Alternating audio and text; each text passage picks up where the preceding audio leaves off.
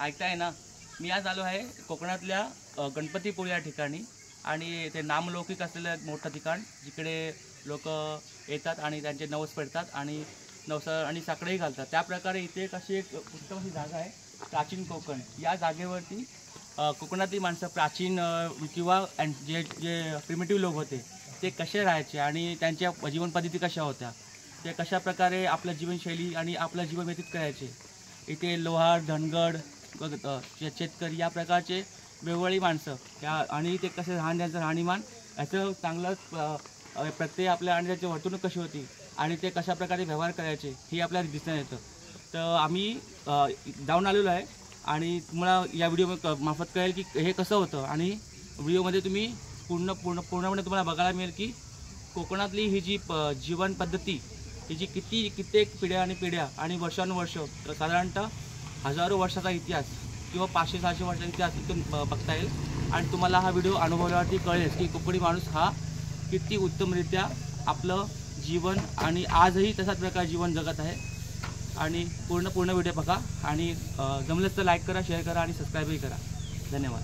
प्राचीन कोकणमध्ये आपले स्वागत करते। Konkan tourism development and research centre ही आमची संस्था आहे। या ठिकाणी आम्ही पर्यटनातून रोजगार निर्मिती हा विषय घेऊन इथे काम करत आहोत। आपली संस्कृती ही निसर्गातून फुललेली आहे। पूर्वजांनी विविध वनस्पती व प्राणी यांना दैवत व बहाल करून त्यांच्याविषयी कृतज्ञता व्यक्त केली आहे। पूर्वी प्रत्येक गावात राखीव जंगल असे, त्याला देवराई असे म्हणत। त्यातील वनस्पती व प्राणी यांची हत्या केल्यास ते पाप समजले जाईल। विविध धार्मिक ग्रंथांचा अभ्यास करत आम्ही येथे एक नक्षत्र बाग तयार केली आहे। प्रत्येकाच्या जन्म नक्षत्रानुसार एक वृक्ष आराध्य वृक्ष म्हणून मानला जातो। त्याची पूजा अर्चा केल्यास त्या व्यक्तीला धन, सौख्य, आरोग्य प्राप्त होते।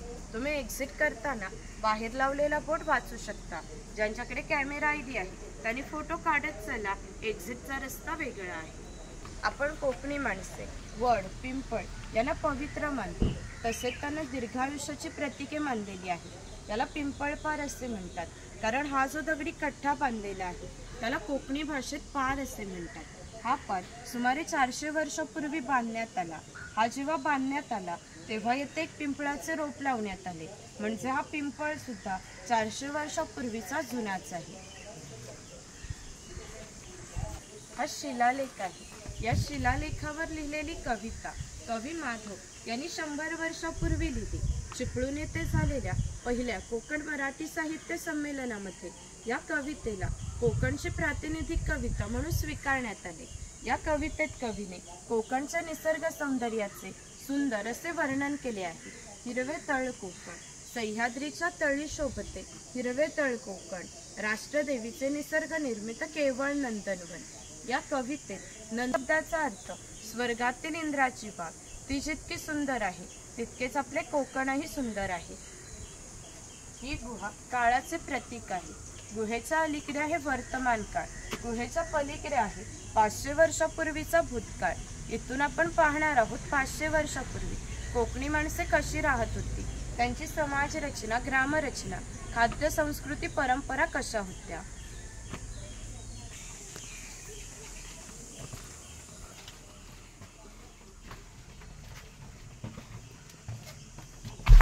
My God. Watch your head.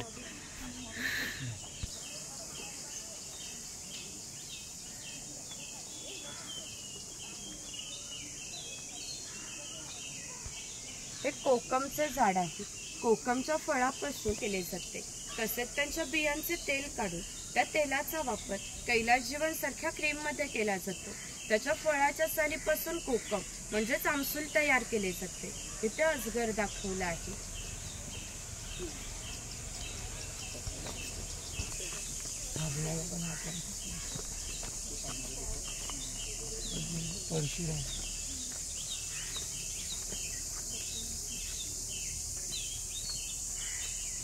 हे आहेत भगवान परशुराम।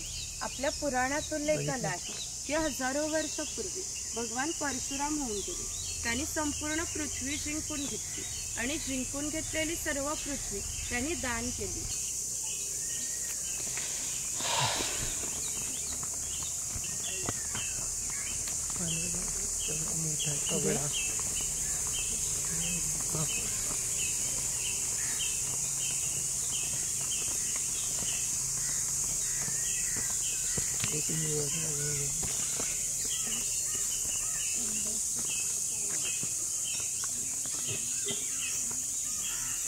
अशी आहे. कोकणातील दुर्गम पर्वतामध्ये वनवासी लोक राहत असत. त्यामध्ये भिल्ल व कातकरी जातीचा समावेश होता. आम्ही येथे कातकरी समाज दाखवला आहे.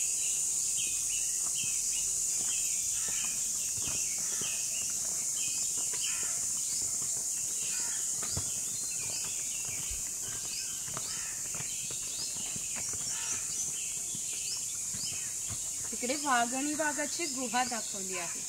या बाजूला गाव शिकार दाखवली आहे.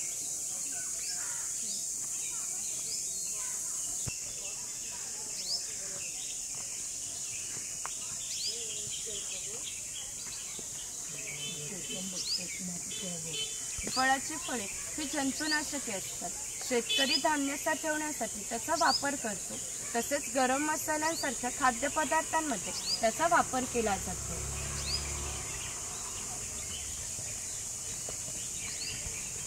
काडीमाडी काढणारा एक ग्रामदेवतेचं मंदिर आहे. पूर्वी धार्मिक संस्था गाव नियंत्रित करत असे. गावातील गावकरी 2 व्यक्तींची जर भांडणे झाली तर सगळं गाव एकत्र येऊन गावप्रमुख त्यांच्या समोर न्यायदान करीत असे. तसेच गावातील सार्वजनिक कामे जशा पाखाड्या बांधणे, लाकडी साखव बांधणे ही कामे कोणी व कोठे करायची याविषयीचा निर्णय सुद्धा गावकरी येथेच बसून घेत असे.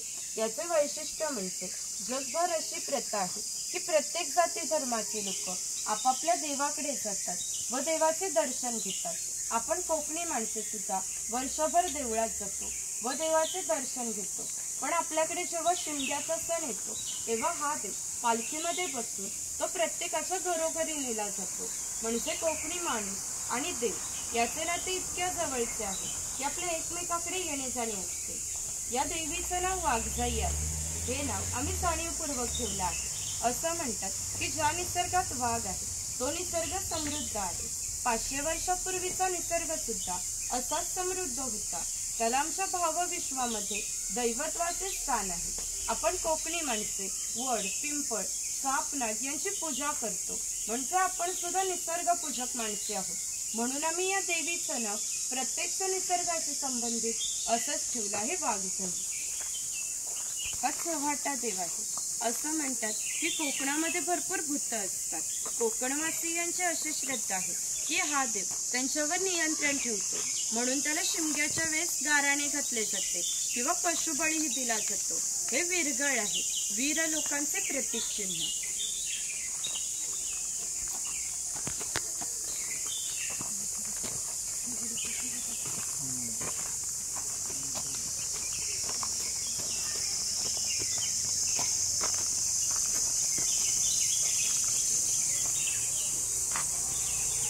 इथे कडक लक्ष्मी दाखवली आहे. जे पोतराज लोक स्वतःला सापसाने फटके मारून घेतात त्यांना कडक लक्ष्मी म्हणतात.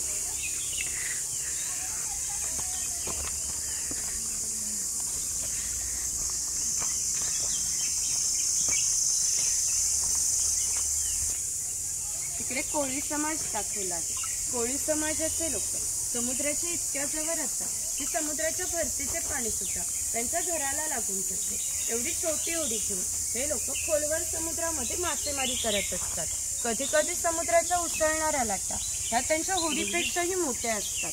परंतु ते कुशलतेने होडी वल्हवतात आणि पहाटेच्या वेळी घरी परत येतात. हा नाभिक आहे. पूर्वी कोकणामध्ये 12 बलुतेदार पद्धत अस्तित्वात होती. म्हणजे नाभिक, सुतार, कासार हे प्रत्येकाच्या घरोघरी जाऊन सेवा पुरवत असत. त्या बदल्यात त्यांना पैसे नव्हे तर धान्य मिळत असे. एका नाभिकाला एका कुटुंबातील पुरुषाचे घरी जाऊन केस व दाढी करण्यासाठी वर्षभरासाठी 4 पाहिली म्हणजे आताचे 8 किलो धान्य मिळत असते.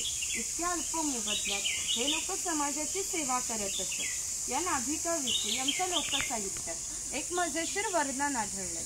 असं म्हणतात की गावातील प्रत्येक गोष्ट ही नाभिकाला माहीत असते आणि नाभिकाला माहीत असलेली प्रत्येक गोष्ट ही गावभर होते. आता तुम्ही आलात, ही गोष्ट ज्या अर्थी नाभिकाला समजली त्या अर्थी ती संपूर्ण गावाला समजली. आमचं सगळं गाव तुमच्या स्वागतासाठी उत्सुक आहे. प्रथेप्रमाणे आधी खोतांच्या घरी जाऊ, मग गावामध्ये फेरफटका मारू.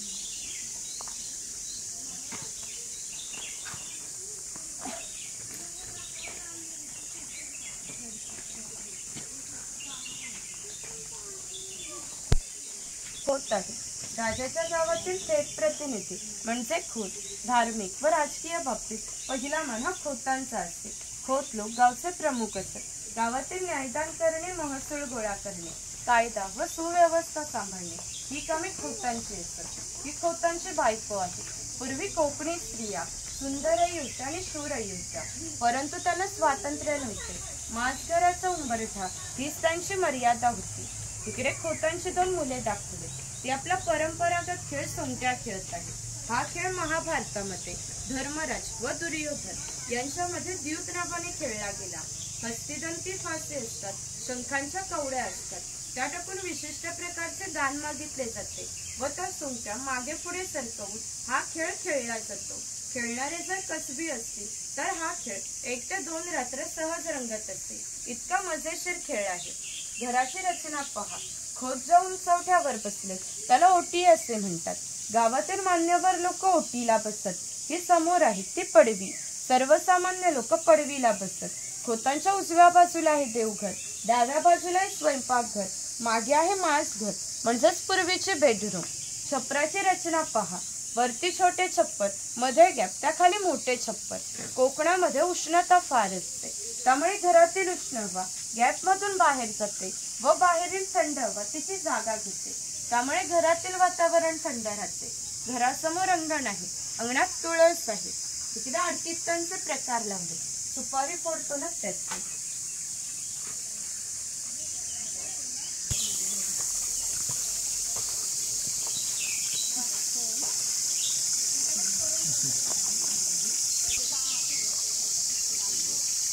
इथे पाटाच्या पाण्यावर लहान मुलाला खेळताना दाखवलं.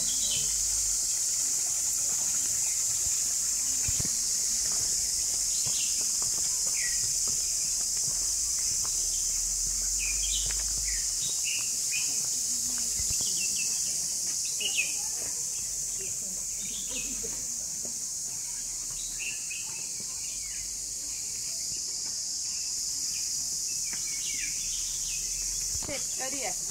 याचं गवताचं घर आणि याच्या अपुऱ्या कपड्यावर जाऊ नका. आमच्या गावातील महत्वाचा उत्पादक घटक होता. हा एकमेव धान्याचं उत्पादन करीत असते आणि 12 बलुतेदार, खोत व राजा यांना धान्य पुरवण्याचे महत्वाचे काम हा शेतकरी करीत असते. पूर्वी त्याचं घर असायचं तसंच आम्ही इथे उभारलं आहे. ही जी चूल आहे तिला कोकणी भाषेत पिरसा असे म्हणतात. ती सतत पेटती ठेवली जायची, कारण पूर्वी घरामध्ये लाईटर किंवा माचीस नव्हता. शेतकऱ्याच्या बायकोला जर स्वयंपाक बनवायचा असेल तर तिथले 2-3 निखारे घेऊन स्वयंपाकघरातली चूल पेटवीत असे. जर हा विस्तव विजला तर घरामध्ये 2 गारगोट्या ठेवल्या असत. त्या एकमेकावर घासून हा विस्तव केला जात असे. ही कोयनी आहे. हिचा वापर मासे पकडण्यासाठी केला जातो. पाठीमागे वेलीने बांधून ती पाण्यामध्ये ठेवली जाते. अंतर्गत रचना अशी आहे की आत गेलेला मासा बाहेर येत नाही. ती शेणाने सारवलेली टोपली आहे. तिला कणगी असे म्हणतात. शेतकरी धान्य साठवण्यासाठी तिचा वापर करतो. ही शेतकऱ्याची बायको आहे. ती शेतकऱ्याची मुलगी आहे. तो पाळणा आम्ही शेतकऱ्याच्या घरात कायमस्वरूपी टांगून ठेवला आहे, कारण शेतकऱ्याच्या घरी दरवर्षी पाळणा आलत असते. म्हणजे एका शेतकऱ्याला 8 ते 10 मुलं होती. म्हणजेच पूर्वी एकत्र कुटुंब पद्धत अस्तित्वात होती. हे उचल आहे. याचा वापर कपडे सुकवण्यासाठी केला जातो. समोर गौरी गणपतीचा सण दाखवला आहे.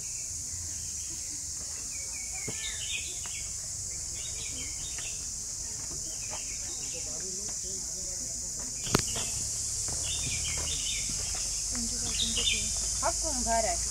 गावातील मातीशी संबंधित कामे हा कुंभार करीत असते. गणपतीचे दिवस आले की लाल मातीचे गणपती तयार करते. उन्हाळा आला की मातीची मडकी तयार करणे. दिवाळीचे दिवस आले की पणत्या तयार करून त्या प्रत्येकाच्या घरोघरी पोचवण्याचे काम हा कुंभार करीत असते. हे जे सफेद रंगाचे मडके आहे ते माडी काढण्याचे मडके आहे. कोकणामध्ये नारळाची झाडी मोठ्या प्रमाणात आहे. त्याला नारळ येण्याआधी पो येते. तिला काप दिला जातो. बाजूने विशिष्ट प्रकारचा झाडपाला लावला जातो. तो झाडपाला आतील मडी शोषून घेतो आणि थेंब थेंब गळणारी मडी हे मडके वरचेवर लावून त्यामध्ये साठवली जाते. काळाच्या ओघात 12 बलुतेदारांचे व्यवसाय नष्ट झाले, परंतु माडी काढण्याचा व्यवसाय अजूनही व्यवस्थित चालू आहे.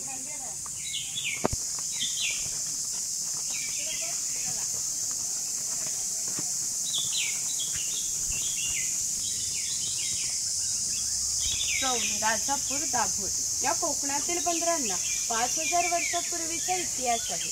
या बंदरांमधूनच भारतीय व्यापाऱ्यांनी जगाशी व्यापार केला. येथून निर्यात होणाऱ्या वस्तूंमध्ये हस्तकौशल्याच्या वस्तू, हस्तिदंती वस्तू, शंख, शिंपले, हिरे, माणिके इत्यादी वस्तूंची निर्यात हा वाणी करीत असते. त्या बदल्यात सर्व जगातून भारतामध्ये सोने येत होते. भारताने जे सुवर्णयुग अनुभवले त्याची प्रवेशद्वारे ही कोकणची बंदरे होती.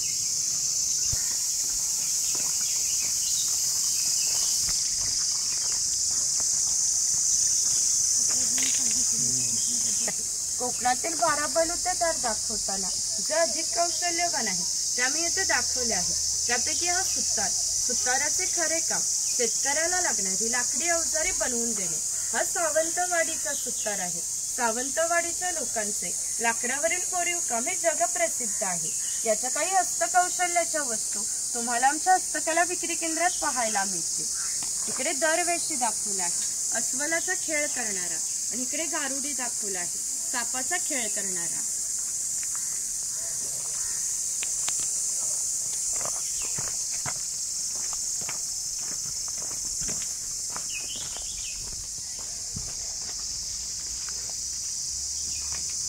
लोहार आहे. शेतकऱ्याला लागणारे लोखंडी अवजारे बनवून देण्याचे काम लोहार करीत असे. उदाहरणार्थ कोयता, कुऱ्हाड, नागराचे फळे इत्यादी. 500 वर्षापूर्वी कोकणाची राजकीय परिस्थिती अस्थिर होती. बरेचसे लोक सैन्यामध्ये होते. त्यांना लागणाऱ्या लोखंडी ढाली व तलवारी हा लोहार बनवून देत असे. याचे वैशिष्ट्य म्हणजे अजूनही कोकणातील खोत व मराठा यांच्याकडे काहीशा वर्षापूर्वीच्या तलवारी आहेत. त्यांना अजूनही गंज आलेला नाही. त्याची दर दसऱ्याला पूजा केली जाते.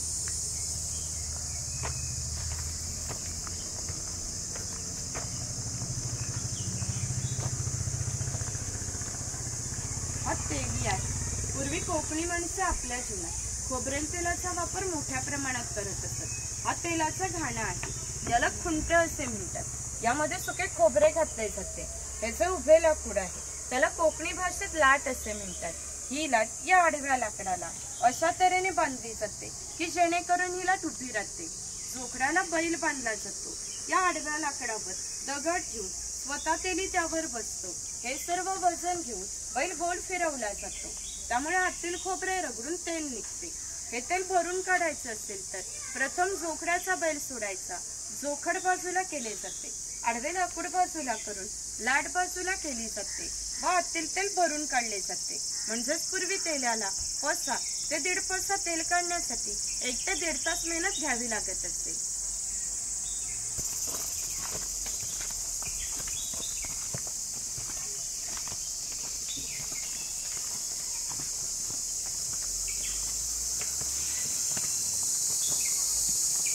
व्यवसाय हा जातीने होत असते. व्यवसाय निवडीचे स्वातंत्र्य नव्हते. प्रत्येकाला आपापल्या जातीचाच व्यवसाय करावा लागत असते.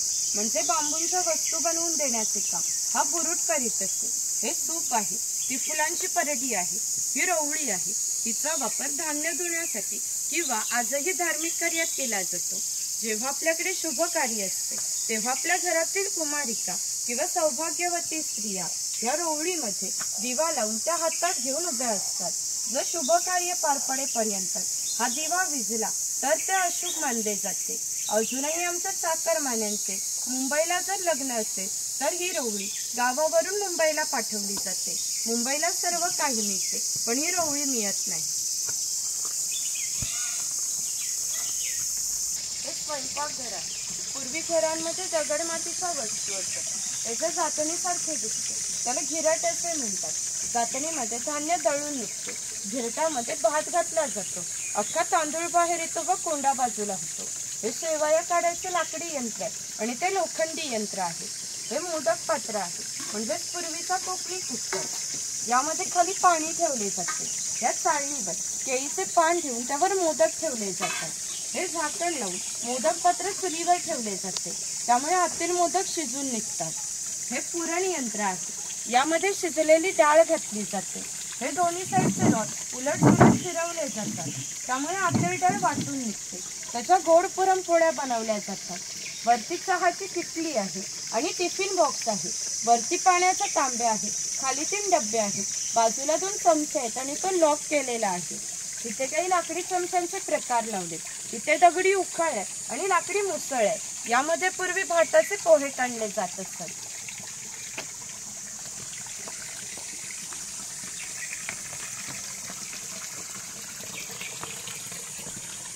इकडे म्हावरा बाजार दाखवला आहे.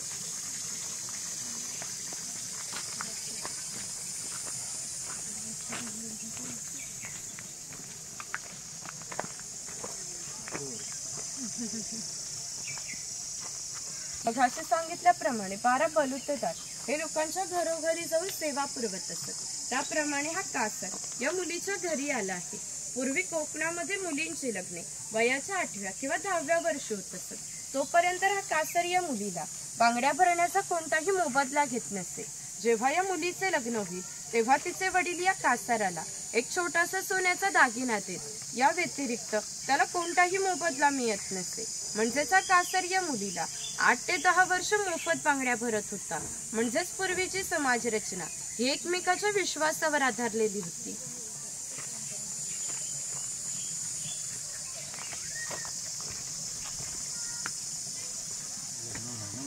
इकडे गरुड पक्षी दाखवले सापाची शिकार करताना.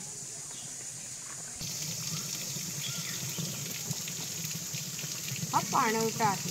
पूर्वी प्रत्येक गावामध्ये भरपूर मोठे जंगल होते. त्यामुळे गावात पाणीही मोठ्या प्रमाणावर उपलब्ध होते. गावात ज्या ठिकाणी उंचावर 12माही पाणी असते तेथे धरण बांधून प्रत्येकाच्या घरोघरी पाणी पाटाच्या साहाय्याने नेले जात असते. ग्रामदेवतेनंतर पाणवठा हे एकमेव ठिकाण आहे जिथे सर्व गाव एकत्र येत असते. लहान मुले अंघोळीसाठी व मासेमारीसाठी येत.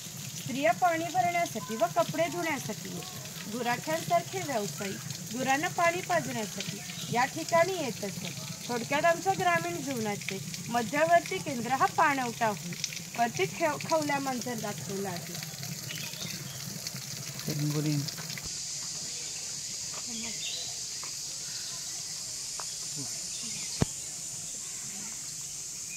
हा चर्मकार आहे.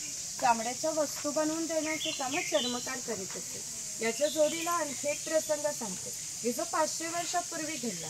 इथून 80 किलोमीटर अंतरावर मार्लेश्वर नावाचे देवस्थान आहे. एका पर्वतात एक गुहा आहे. त्या गुहेमध्ये शंकरांची पिंडी आहे. आणखीन एक वैशिष्ट्य म्हणजे त्या गुहेत अजूनही जिवंत साप आहे. पूर्वी मार्लेश्वर देव एका गावामध्ये राहत होते. त्या गावातील लोक काही वाईट मार्गाने वागू लागली. त्यामुळे शंकरांचे पावित्र्य हे कमी होऊ लागले. शंकरांना ते मान्य होणे शक्य नव्हते. म्हणून त्यांनी तो गाव सोडून जाण्याचा निर्णय घेतला. मकर संक्रांतीच्या आदल्या रात्री ते गावाबाहेर पडले. गावाबाहेर या चर्मकाराचे घर होते. चर्मकार गरीब, श्रद्धाळू व नीतिवान होता. शंकरांनी कोणत्याही जातीपातीचा विचार न करता त्याला मशाल दाखवण्याची विनंती केली. चर्मकाराने सुद्धा अतिथी देवो भव समजून मशाल दाखवण्यास सुरुवात केली. आज ज्या ठिकाणी मार्लेश्वर देवस्थान आहे त्या ठिकाणी गेल्यावर शंकराने आपले खरे रूप प्रकट केले व त्याला दर्शन दिले. त्याला सांगितले की आजपासून मी याच ठिकाणी राहणार. या गोष्टीला जवळजवळ 500 वर्ष होऊन गेली. परंतु दरवर्षी मकर संक्रांतीला शंकरांची मूळ गावातून पालखी निघते. तिला मशाल दाखवण्याचे काम चर्मकाराचा आजचा वंशज करतो. म्हणजे मार्लेश्वर हे असे देवस्थान आहे की तिथे कोणताही जातीभेद मानला जात नाही.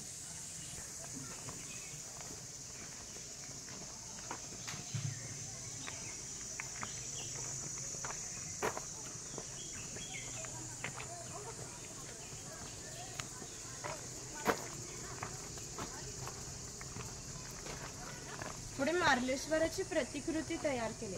इकडे दर्शन घेऊन इकडे वरती जायचं. पुढे गुहेमध्ये तयार केले.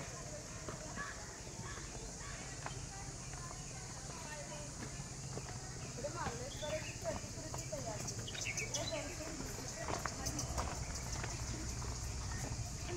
दर्शन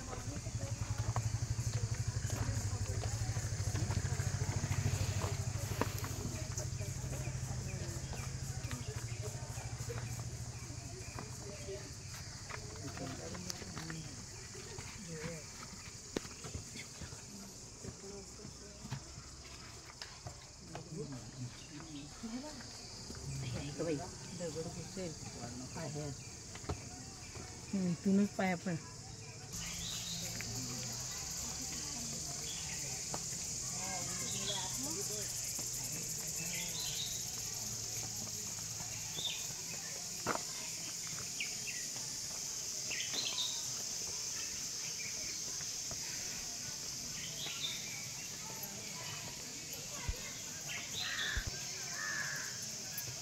हा धनगर आहे.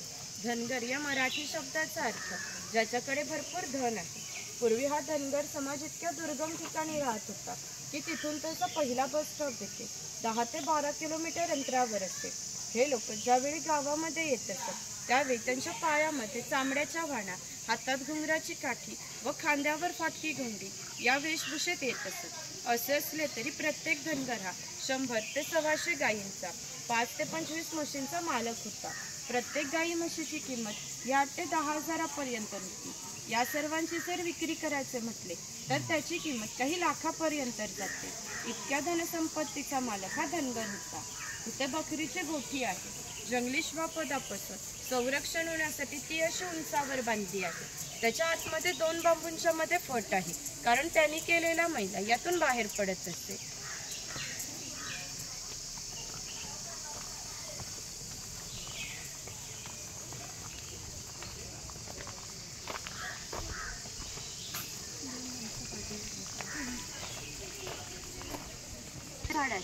याच्या आतील लारंगाच्या खोडापासून कात तयार केला जातो, जो आपण पानामध्ये लाल कलर येण्यासाठी खातो. ही वेगवेगळे यातलं झाड आहे ना, त्याच्या खोडापासून बनवलं जातं.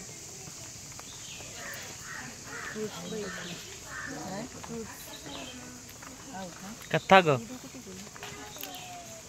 ही कातभट्टी आहे. खैराचे झाड करून त्याच्या आतमधल्या भागाचे तुकडे करून या पहिल्या 4 मडक्यांमध्ये पाण्यासोबत उकळवले जाते.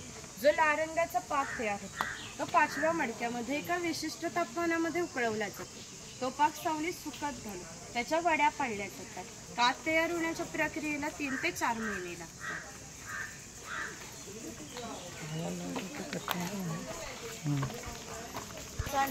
पूर्वी अशा प्रकारचे मसाले प्रमुख बंदरे व खिंडींच्या ठिकाणी फार मोठ्या भूप्रदेशावर लक्ष ठेवण्यासाठी उभारली जात असत.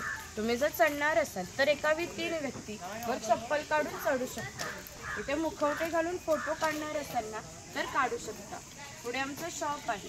तिथे काही खरेदी करणार असाल तर करू शकता.